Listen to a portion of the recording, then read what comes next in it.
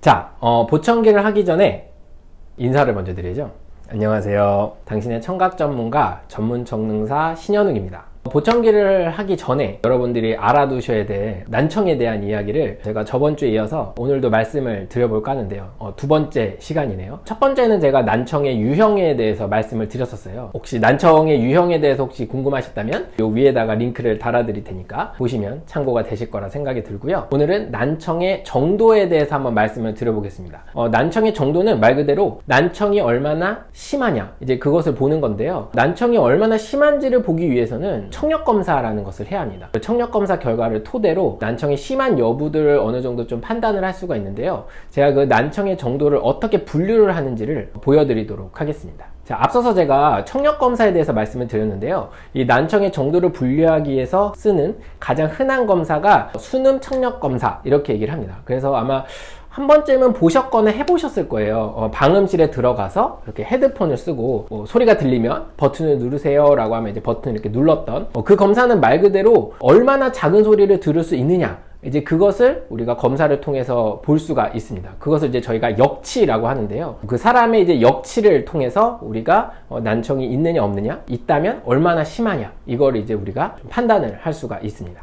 제가 이거 정도는 저는 대학교 1학년 때 이제 배웠던 내용이라 솔직히 익히 알고 있는 내용이기도 하고, 솔직히 말하면 수치는 다 외우고 있어요. 근데 인터넷이나 이런 데를 뒤져보면 수치가 조금씩 다르더라고요. 저는 미국에 있는 아샤라는 사이트, 그리고 이제 제가 대학교 때 배웠던 이제 원서인데요. 핸드북 오브 클리니컬 오디올로지, 저희 청각학에서는 바이블이라고 불리는데요. 물론 이제 에디션이 조금 옛날 에디션이긴 하지만 오늘 제가 말씀드릴 내용에 대해서는 큰 변화는 없어서 일단은 여기 있는 내용을 바탕으로 했다라는 점, 그 부분도 알아두셨으면 좋겠습니다. 자, 그러면 제가 표를 일단은 옆에서 띄워 드리면서 제가 설명을 드려볼게요. 수능 청력 검사상 15dB 이하로 결과가 나왔다라면 이 경우는 normal hearing, 정상 청력, 이렇게 얘기를 합니다. 자, 그리고 16dB부터 25dB까지 이 안으로 이제 검사 결과가 나왔다라면 이 경우는 slight hearing loss, 그래서 미도 난청, 이렇게 얘기합니다. 자, 그리고 26dB부터 40dB 사이에 들어왔다면 mild hearing loss, 경도 난청, 이렇게 얘기를 하고요. 그리고 41dB부터 55dB까지 이 경우는 moderate hearing loss, 중도 난청입니다. 자, 그리고 56dB부터 70dB 이 사이에 들어오는 경우는 moderately severe hearing loss해서 중고도 난청, 이렇게 얘기를 하고요. 그리고 71dB부터 90dB 사이로 들어오는 경우는 고도 난청입니다. severe hearing loss죠. 자, 그리고 마지막으로 90dB 이상으로 만약에 청력 역치 결과가 나왔다라면 이 경우는 profound hearing loss해서 심도 난청입니다. 자, 이렇게 표를 보시면 아시겠지만 결국은 수치별로 분류를 하고요.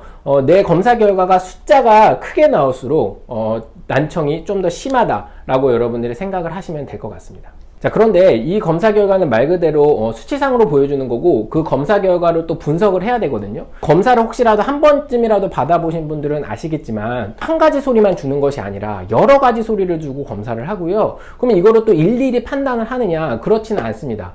방금 아까 표를 통해서 말씀드렸던 그 결과값은 저희가 3분법이라는 계산법으로 낸 평균값으로 판단을 하는 겁니다.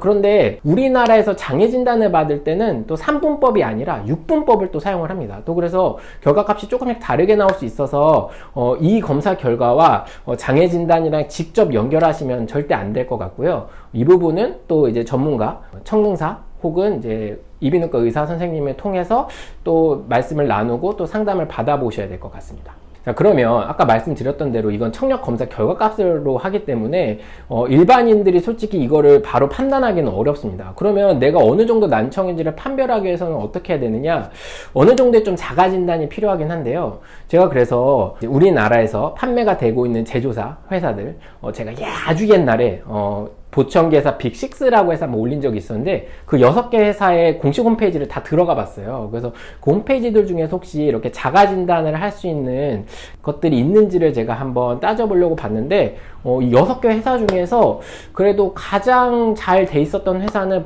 포낙보청기 홈페이지더라고요. 그래서 포낙보청기 홈페이지를 들어가서 거기 그 내가 난청을 자가 진단을 할 수가 있거든요. 그래서 그 난청 자가 진단을 통해서 어느 정도 내가 뭐 고심도 난청인지 뭐 아니면 뭐 중도 난청인지 뭐 아니면 뭐 문제가 없는지 뭐 이런 것들을 그래도 좀 대략적으로 판단해 볼 수가 있으니까 혹시라도 내 난청이 얼마나 심한지를 궁금하시면 먼저 그 아까 말씀드렸던 포낙보청기 홈페이지에 들어가셔서 한번 이제 그 자가 진단을 먼저 해보시고요. 자가 진단을 했는데 만약에 본인이 난청이 어느 정도가 있다라고 나왔다라면 그때 이제 보청기 센터나 아니면 이비인후과 병원을 가셔서 검사를 받으시고 그 검사 결과를 가지고 다시 한번 난청이 어느 정도 심한지를 판단을 해보신다면 아마도 보청기를 하실 때 조금 더 도움이 되실 거라 생각합니다. 자, 이상 난청의 정도에 대해서 좀 설명을 드려봤고요. 혹시 또 이거 외에 더 궁금하신 내용이 있으시면 댓글이나 쪽지 남겨주시면 제가 또 답변을 드리도록 하겠습니다. 자, 그러면 다음 주를 기약하면서 오늘 영상은 여기서 마무리하도록 하겠습니다. 감사합니다. 안녕히 계세요.